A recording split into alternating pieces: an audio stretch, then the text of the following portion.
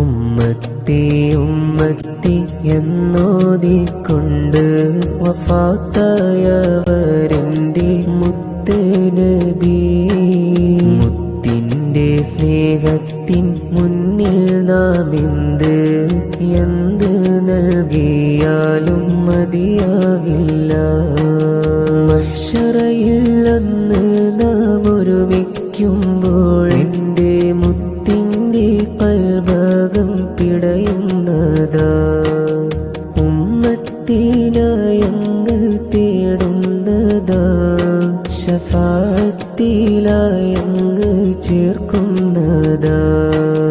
ജന്നാത്തിൽ മുത്തിൻ്റെ അരികിൽ എത്താനായി സ്വലവാത്ത് ഒരുപാട് ചൊല്ലിടണം. ജീവന്റെ ജീവനായി സ്നേഹിക്കണം, ജീവിതമാചര്യ പിൻപറ്റണം.